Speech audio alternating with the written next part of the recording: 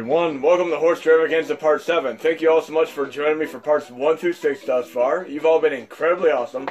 I'm going to ask you a very serious question right now. What would you consider true and real evil? Would it be the equivalent of the movie Saw in real life, or even Human Centipede? And yes, I got a huge kick out of the parody of Human Centipede in South Park, especially when they crossed it over with the incomprehensible contracts that you would typically have to read and sign for various Apple products such as iPads and iPhones. Nobody in their right mind reads a 500-page contract unless they're buying a house. I mean, you just buy your phone and you pay for it. But great episode, very funny stuff. But in any case, we're going to get more to the jurisdiction of Capcom's territory right now, the Ghosts and Goblins series. And if you want an incredibly difficult, truly challenging game series to play, look no further than Ghosts and Goblins. I mean, you're talking about a series that has games such as Ghosts and Goblins, Ghosts and Ghosts, Super Ghosts and Ghosts, Ultimate Ghosts and Goblins, games of which the first stage has not even been bypassed by many a person. But we're going to check this out, and then we're going to do a little bit of a tribute to the Ghosts and Goblins legacy. And Capcom is a fantastic company. Many series have come out of their development teams and such as Mega Man, Street Fighter, Ghosts and Goblins, Dead Rising. I mean, the list goes on. Great company. But let's see how far I can make it. And again, this is one of those games where many a person has not even made it past the first stage. This game came out in 1985. Great arcade classic from Capcom. Oh, when all else fails, just kidnap your princess like in Zelda and Mario if you can't get a solid storyline. But this came out in 1985 when there's a short period of a few years when zombies were popular again. Yes, just like 3D, zombies come in phases. In 1985, Day of the Dead by George Romero came out. Great movie. Fantastic movie.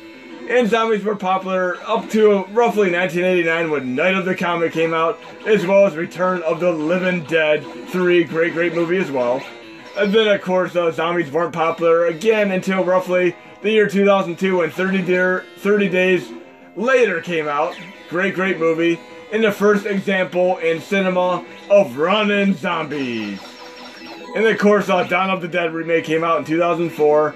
And then zombies weren't popular again until roughly the period when Walking Dead came out. And they've been popular ever since. Warm Bodies was a great movie. iZombie is a great TV series. Santa Clarita Diet on Netflix is a fantastic series. I mean, there's just so much zombie stuff going on. And hopefully it'll stick around for a while. Just like the Marvel legacy of movies. But here we're going to get to a portion of the game which many people have not even made it past. An enemy that is insurmountable and almost seemingly impossible to bypass. And there are two ways you can bypass it. One is by trying to strategically take it out, or two, try to get to the next checkpoint. Let's see what we have to do here.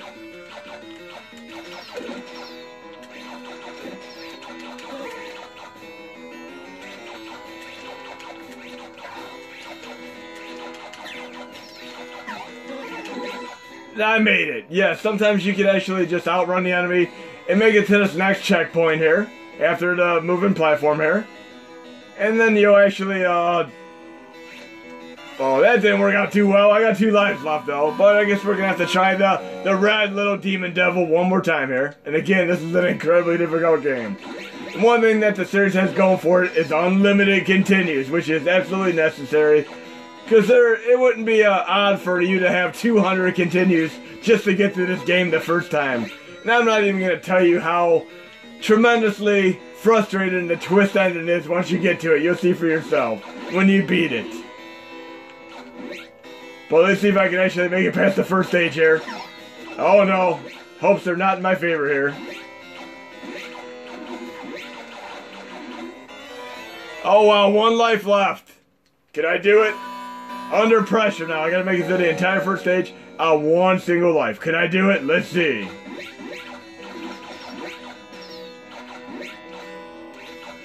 And I never edit my videos, so if I fail, you're gonna see me fail miserably here. So close. Now I have to take on the Red Devil again, of course. Oh no. I need a suit of armor here.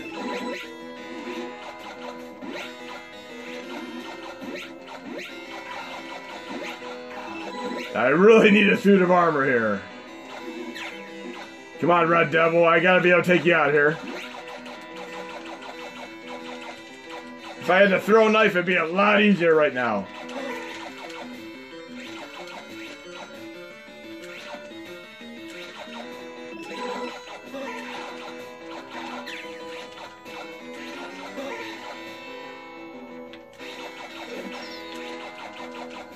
Oh, wow. Look at the pressure here. There's my suit of armor. Oh, yes. That was a pretty crazy there. And I didn't push the jump button here. So it looks like I failed. And I'm going to have to try it one more time. But you can see the crazy challenge of this game in action here. Let's try this one more time.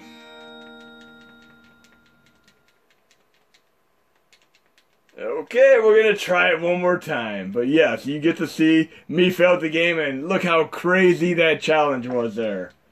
It never gets easier. As the stages go on, it gets more and more frustratingly and more incredibly hard. But the addictive nature is there, and it keeps you coming back for more. One more time. Let's try this one more time here. Maybe I'll get lucky and get a better weapon this time. I'd love to have my short throwing dagger, which would make the game a lot easier. And I definitely don't want that weapon. I can do this. Because we have a few more games to go over in this video. And the home version of this on Nintendo is actually a great representation of the arcade version. Capcom did a great job, like they did with many of their arcade games, like Legendary Wings, Gunsmoke, and so on. There's my knife. I need this. This is going to make it a hell of a lot easier. And the nice thing is when you die and continue, you actually get to use the knife again. Really, really cool stuff there.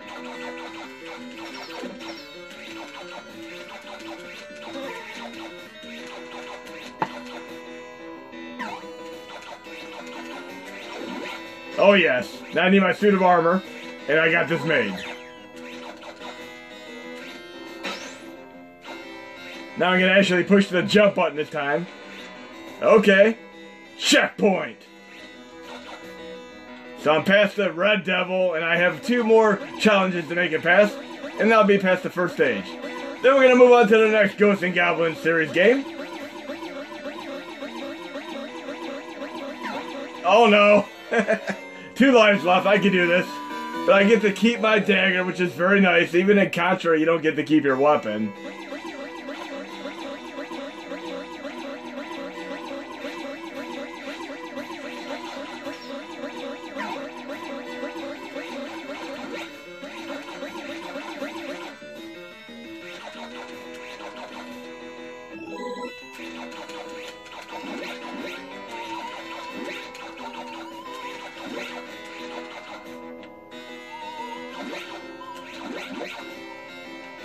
Boss time! Can I do it? Let's see. No! 1 life left. Come on, I can do this. Look how far I have to go. Look how far the journey is. And little do you know. That was close. Barely made that jump.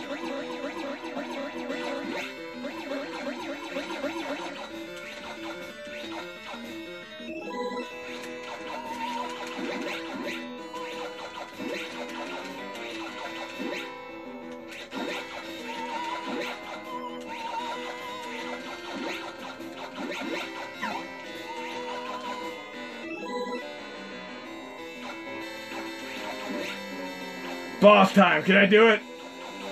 1 hit, I'm done. Let's see if I can do this.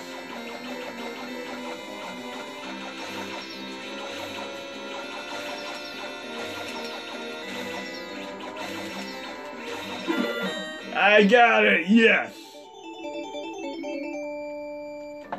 But yes, you definitely feel the feeling of satisfaction when you make it past each insurmountable challenger. But we're going to move on to Ghosts and Ghosts, the next in the series. But yes, you got to see me actually get past the first stage, of which many people have never even made it past playing this game. Try it for yourself and you'll see how incredibly difficult it is. And luckily when you play it on MAME, you can actually use cheats if you'd like to with the R2 button. But I'm playing it legitimately on the hardest difficulty, because that's what makes it fun. And Ghosts and Ghosts is actually probably my favorite in the series other than Ultimate Ghosts and Goblins. I've been a big fan of this. It was a tremendously awesome home conversion on the Mega Drive Sega Genesis. I mean, you could hardly tell the difference between the arcade version and the Mega Drive Sega Genesis version. Much like Strider. I mean, Strider and Ghosts and Ghosts are both perfect representations of the arcade versions on home. But each game, just like with the Mega Man series, also made by Capcom, they had new things. Like, I could only shoot left and right in Ghosts and Goblins, but they added a few new things to this game, as well as the next one in the series, and you're going to see for yourself here. One of the new things they added was the ability to shoot upwards, which is a godsend in a game like this. You want to be able to shoot aerial enemies that are flying above you. And you see how difficult it was in Ghosts and Goblins, not being able to take out the aerial enemies because I can only shoot left and right. Very challenging, and obviously the Red Devils are much more taxing as a challenge when you can't shoot above you. And this is one of those games that I used to love putting my headphones on. Great, great game. I love this parallax scrolling in the background here. Let's see if I can make it past the first stage in this, or at least close to it. Not off to a good start there. I think I'm going to sacrifice myself on purpose here. Why not? For the greater good, because I need a good weapon here.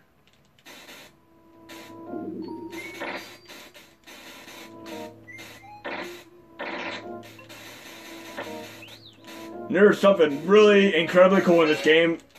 Oh, I'm going to sacrifice myself one more time here. Why not? One more time, I can do this. And look, I have the same weapon again, and not a very good weapon at that. I need a better weapon. The reason I'm sacrificing myself is because I want to show you guys and gals something incredibly cool with this game, and you'll see it in a moment here if I don't get another hit taken off my health. Doesn't help with this crappy weapon, though. And that's gonna be a wizard. I don't want that.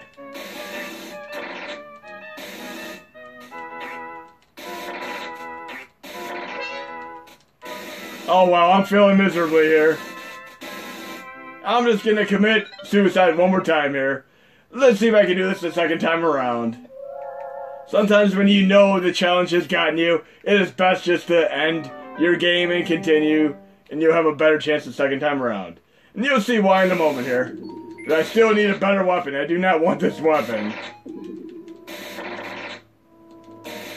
Again, I would love to have a dagger in this game. It'd be so much easier to use.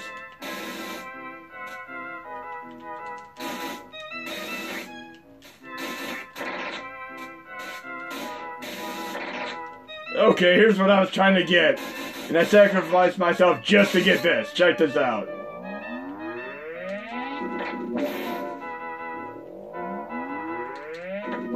Look how awesome that is. I just need a better weapon.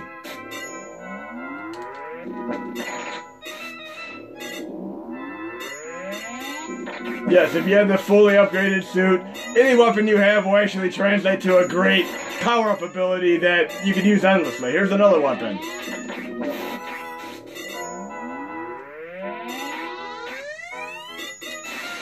Oh, that's cool. I need something that's more of a projectile weapon. No, I can only go so far with this weapon. It's like playing Devil May Cry, going from the gun to a close-up sword weapon. Check this out.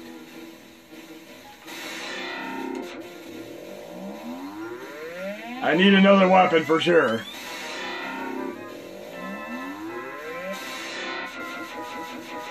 Please don't be a wizard, and please don't screw me. Oh no! Howard the Duck, what are you doing in this game? Oh no, I lost everything. I have my sword here. This is gonna be truly challenging now.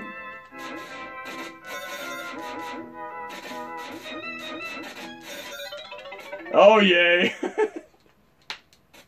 Okay, I'm at the checkpoint. Let's see if I can pull this off here. No! And I'm actually not that far from the boss, if I remember correctly. But yes, one hit makes it a lot more challenging. I need a suit of armor.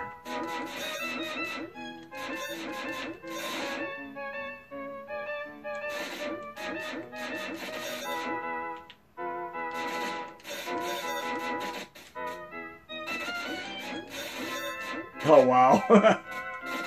One single hit and I'm done. It's that hard of a game.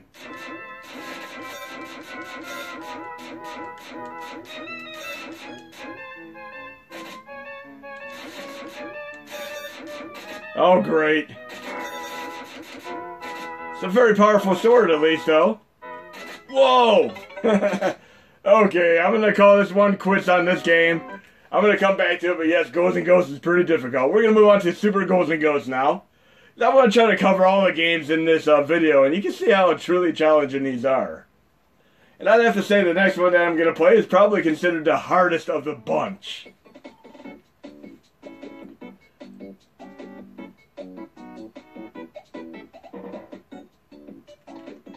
And I'm going to be playing it in a very special way right now, because what many of you might not realize is that the Super Nintendo version of Super Ghouls and Ghosts actually has slowdown, tremendous slowdown at many various points, and I'm actually going to play a version that doesn't have the slowdown at all. Called Capcom Generations 2 Chronicles of Arthur. Yes, it actually has the slowdown for the Super Nintendo version fixed.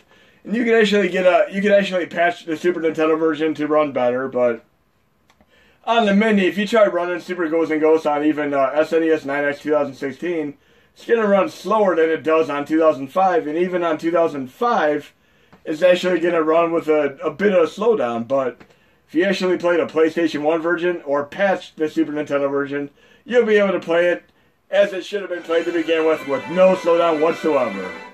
There's no slowdown in the Ghosts and Goblins and Ghouls and Ghosts arcade version, so there shouldn't be any slowdown in the Super Ghouls and Ghosts, but I'll show you essentially the points when there would typically be a lot of slowdown. I'm going to try to see how far I can make it in this game real quick.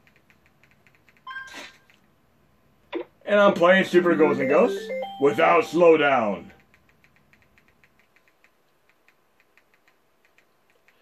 And I did this in my previous NES HD video. So I'm not going to play this all the way because I'd like to show you a few more games before the end of this video. And since I've done an arcade series before with games like Willow and such, I may come back and beat Ghosts and Goblins and of course Ghouls and Ghosts because they deserve being beaten in my arcade series. Great game here.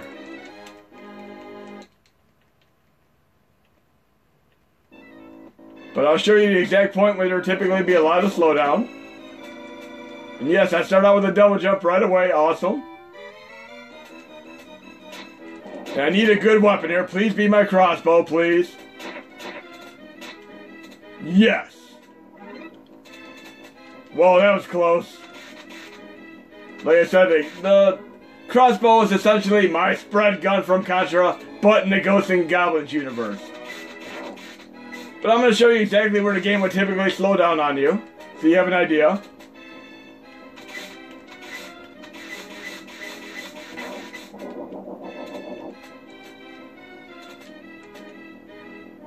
Right when you go into here, this slows down incredibly. It gets really slow here in the normal Super Nintendo version. Look at that.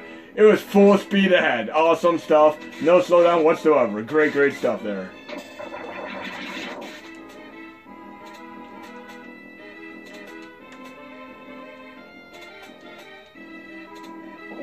So much better without slowdown.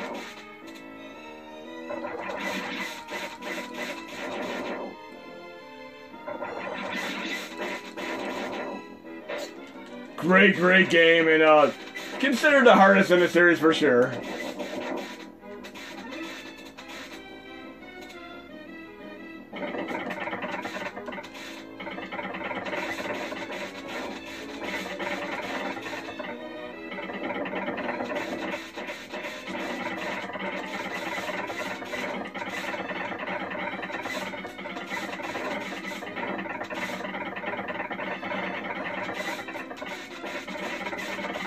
That was close.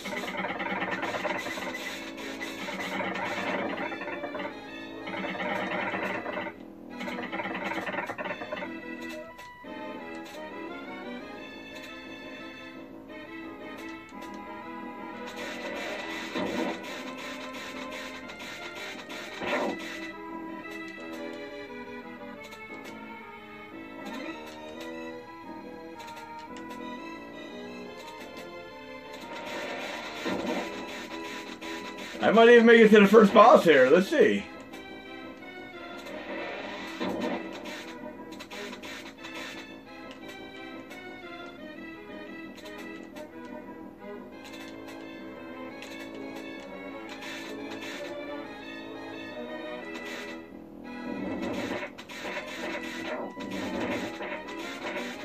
When you get to the second stage, I find the second stage and the snow stage my absolute favorites in this game.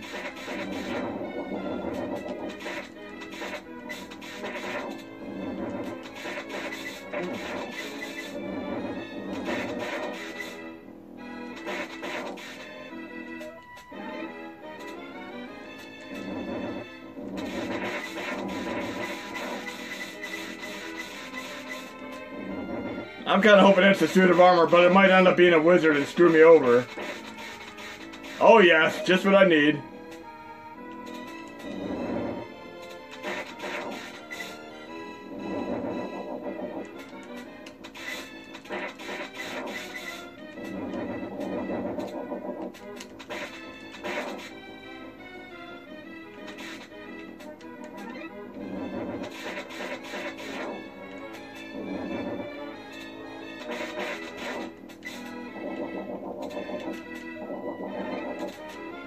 And I'm at the boss! Yes, I made it!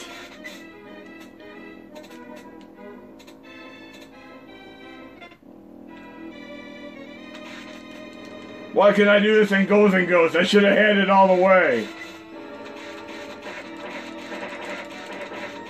Crossbow for the win!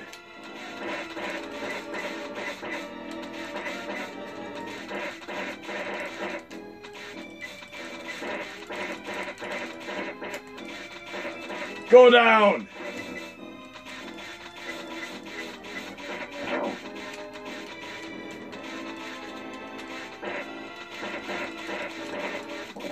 Oh yeah!